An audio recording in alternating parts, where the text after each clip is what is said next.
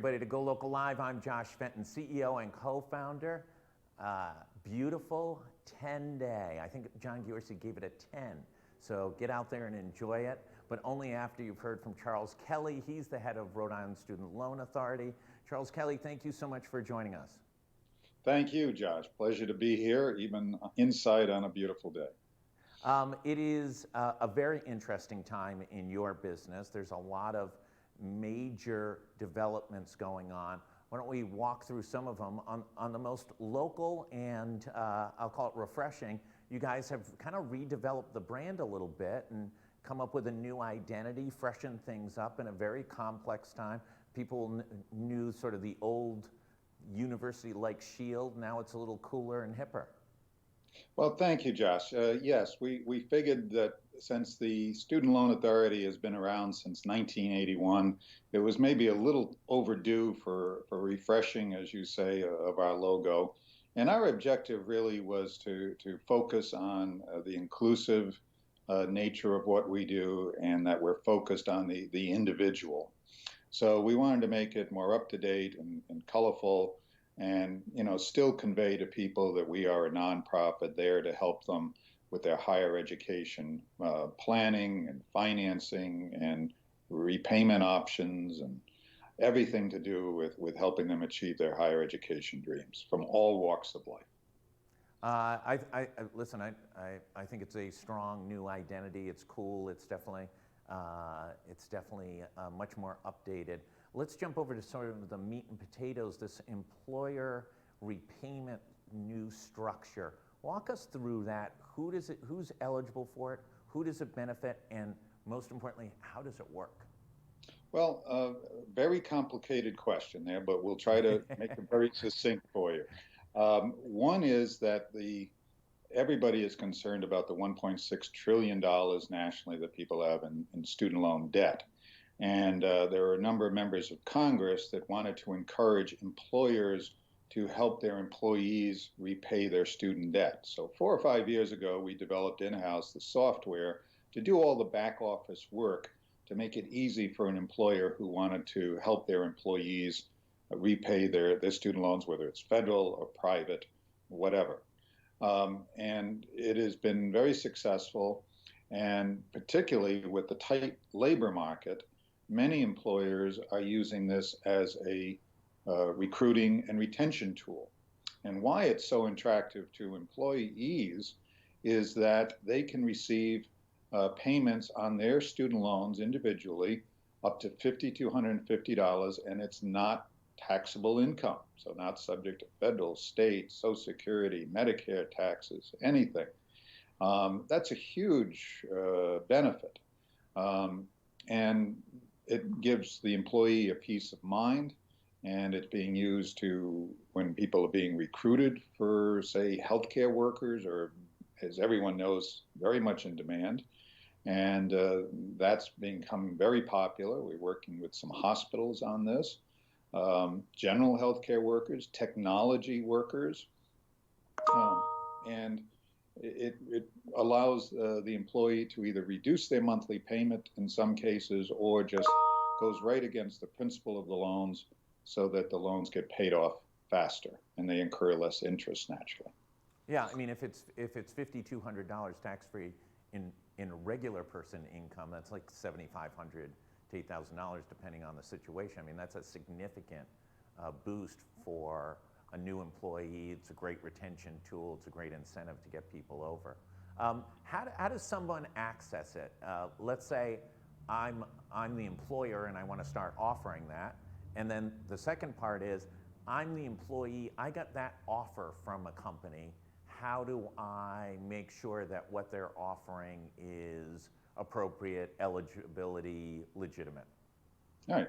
Well, first of all, employers can contact, or employees can contact RISLA and talk to Tom Jacobellis or Suzanne Hanlon, who run the program at our shop. And they can arrange for a demo online so they can see how it all works. And RISLA does all the heavy lifting. We onboard the employees into the program, help the employee figure out which loans they have. Many individuals don't know what loans they have or where they are, what interest rates. And we can help them figure out if they should refinance some of them, should have the employer direct a payment towards perhaps the highest interest rate loan, or if they're working for a nonprofit, direct it first to a loan that might not get public service loan forgiveness. And we charge a very nominal fee. Our interest as a nonprofit is really to help individuals pay down their student loans. We use software that'll help the employee aggregate all their student loans that they may have in a half dozen different places as well. And really what the employer needs to do is just figure out who they want to help or what positions they need to fill. This program's not subject to RISLA, so it's much more flexible in how it can be set up and administered. And we can guide the employer on how they can do so in an equitable way and make sure they don't run into any discrimination problems. But it's really whatever the employer wants. One-time payments, annual payments, quarterly, monthly, we see a lot as it establishes a good rapport and good feeling between the employee and the employer. And we'll send a little email to the employee every month if they do that, saying, look how great your employer is. Don't take the summer off and go to the beach. Stay loyal to this good employer. Let's talk a little bit about interest rates. Obviously, we saw a quarter point earlier in this calendar year, and then yesterday the Fed announced a half-point increase. Mortgage rates are over 5%, moving towards 6%. How does this Fed policy change, increasing the rates, going to impact the majority of student loans? Well, a great question, Josh, and it definitely will. Next week, the federal government will be resetting the interest rate they charge parents for what's called the Federal Plus loan. And if it was reset today, it would be over 7.6% fixed rate with a 4.2% fee. So that's... Wait. Say that again. The interest rate that parents are going to pay on their children's student loans, if you adjust it for this new rate increase, is going to be 7.6%? That's what it would be if it was reset today. So I can get that up on Federal Hill, I think. That is a daunting number. What are parents' options in that situation? Well, really, and we leave it up to the parent, of course, but they have that option. Or we just did a $100 million bond issue, and that's how we fund our student loans. And, we're hoping to be, if someone repays their loans over a 10-year period, the standard time period, to be just under 5%. So that is an option. Now, if they want to defer payments, our interest rates are going to be higher because the loan goes out a longer period of time. So they need to be good consumers, just like with anything else a family does. They should shop around and see what makes sense for them. And we're not going to be offended if they don't choose us, but they should at least go on RISLA.com and see what kind of interest rates they can get from us and make sure if that's the right decision for them. And generally, it's the parent that takes out the loan and the student is a co-signer. And as many parents say, they like having their child with a little skin in the game in terms of... absolutely. Well, I think both parties will be glad to know that there's a significantly less expensive option through RISLA to be able to access, 4.9 is wildly more attractive than 7.65. Now, the student, I should mention, can take out loans on their own, but the dollar amounts are somewhat limited, and those will be probably closer to that 5% plus or minus rate. But once if the family needs additional funds, that's when they either look at a Federal Plus loan or a loan from a group like us or a bank. Okay, let's go to the big federal discussion. The big federal discussion is tremendous pressure being led primarily, it appears, by Elizabeth Warren and some other more progressive members of Congress to do a major reset on federal student loans, allowing maybe some borrowers as much as $50,000 relief. President Biden has sort of kicking the can down the road, as we all know. I think it's now extended to August before repayments have to begin via the pandemic. Where do you see this going? How does it impact RISLA? How does it impact Rhode Islanders? Well, Josh, very interesting question. And I'm afraid we don't have a crystal ball as to when this is all going to change or what's going to be done. It really doesn't have much of an impact on RISLA because our loans are ones that we make and administer, and we have our own forbearance and deferment policy. So if someone's in trouble, they can get income-based repayment and things like that, or get a time period off without making payments so they can get their house in order. But what we're concerned about, and we've worked with organized labor here in the state, the Attorney General's office, people from the Senate at the State House, to be ready for when these loans do go back into payment, to do a public outreach so that borrowers, know it's coming, can prepare for it, and if they're find that they may not be able to make those payments once they resume, who do they contact? What options are available to them so they avoid default? So that's really the role we see for RISLA here in the state in this whole process. And it's the debate has just been going on and on for so long. And, I don't know what the right answer is more than anyone else. But we're here to help the borrowers is our focus. Yeah, it is. It's certainly working its way in, appears to be into some level of politics as well, both within political parties and political parties against one another. I think that's probably the overarching description of most every issue in the United States right now. Charles Kelley, tell me what families should, I have a sophomore. What should I be contacting RISLA about? I have a junior. What can you help me with? I have a senior who's just been admitted, but we've got a gap in financing. What can RISLA help us with? Well, we are finding in trends of, we've been running the College Planning Center for over 20 years, and all the services are free. And it started out just filling out financial aid forms. But to your question, we're finding more and more families doing exactly what you mentioned when the student's a sophomore or a junior, coming in and talking with our counselors, our professionals, about what classes they should be focusing on, beginning even their college search, some career searches to find out what maybe they should be thinking about majoring in college, and also how are they going to pay for it, and what is a realistic hurdle that they can get over in terms of cost. And we frequently end up being sort of the bad guy in that we're saying, well, you shouldn't just look at what school has the best athletic facility.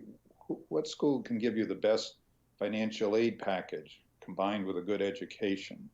So many students go on to graduate school that we try to encourage them not to load up on debt as an undergrad. So get in there, get to know the College Planning Center people, find out what it's going to be looking like in a year or two. Then, when they're college seniors, this summer, this coming fall, say they're going into their senior year now, go in and start preparing to get the FAFSA completed, which is the gateway to federal aid and federal loans. And that opens up October 1. And we're going to have a college fair at the Roger Williams Zoo in late August. So go on to the RISLA site and check the details on that. We will review admissions essays. Again, we will help them with evaluating different colleges and trying to estimate the cost that the parents might be looking at to pay for their student to go to that school. Then come really this time of year, we have a scholarship site, rischolarships.org, that hosts hundreds of local scholarships that on the big national databases. So some free money there. And I was just involved in one local scholarship group, and we gave out $1,000 scholarship, and that's not going to pay for a year at Brown, but it'll certainly help with books and some expenses. And you can put a few of those together, that helps reduce what you need to borrow.